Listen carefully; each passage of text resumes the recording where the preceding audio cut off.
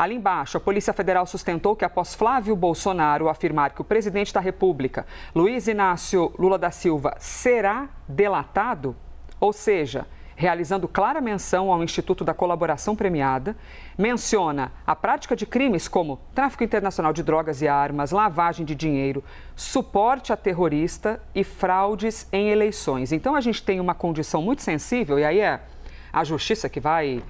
decidir diante das investigações, mas muito sensível, e trazendo aqui a Clarissa Oliveira, além do Matheus Teixeira, que já estava em tela com a gente, que é você ter alguém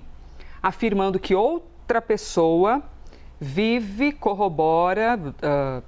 colabora para que ocorram fraudes em eleições, suporte a terroristas, prática de crimes como tráfico internacional de drogas, que é algo bastante grave. Clarissa, bem-vinda, bom dia. Muito bom dia para você, Elisa, bom dia para o Matheus, para todo mundo que está aqui no live hoje. Elisa, quando a gente vê essa decisão da Justiça, a gente tem que olhar para ela dentro do contexto mais amplo e do que ela significa para a campanha de reeleição do presidente Lula. Por que isso acaba sendo tão estratégico, mesmo que de maneira indireta? Porque contribui para dar uma formalidade, digamos assim, a ideia de colar em Flávio Bolsonaro um carimbo que já existia na gestão do seu pai lá atrás, que é a disseminação de notícias falsas. A gente está vendo um Flávio Bolsonaro se posicionar junto ao eleitorado de maneira mais moderada, fugindo daquela imagem de um político mais radical, como o seu pai foi do ponto de vista ideológico em diversas disputas, em eleições, quando ele se posicionou, ele sempre adotou um discurso mais extremo, sempre voltado a uma mobilização de uma base mais radical.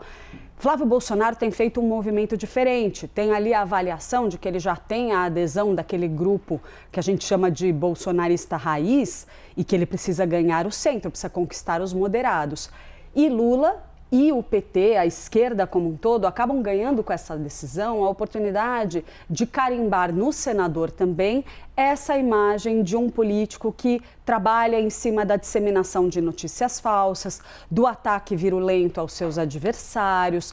de uma forma de fazer o jogo político que vai contra princípios éticos básicos. E aí o conceito de caluniar um adversário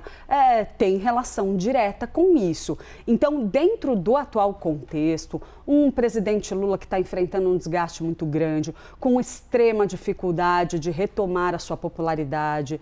de ganhar determinados setores da sociedade, é uma maneira de imprimir, é um elemento que acaba contribuindo para que o PT e a esquerda possam imprimir em Flávio Bolsonaro a imagem de um político mais radical, que é o que eles desejam fazer. A gente ouve muito dentro da campanha do presidente Lula que ao longo do processo eleitoral, a partir aí dos próximos meses, a ideia é o que eles dizem que vão desmascarar Flávio Bolsonaro, retirar essa vestimenta de um político mais moderado que ele está tentando colocar. Então, claro, essa é uma decisão da Justiça que tem a ver com uma atitude do Flávio Bolsonaro, não é que,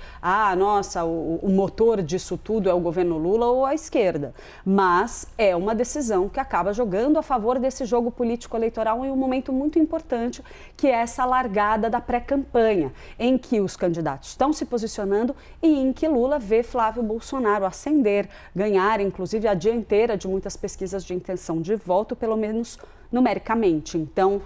dentro desse contexto todo, essa é uma informação que acaba se inserindo dentro desse conjunto de fatos que guiam essa pré-campanha eleitoral. Elisa.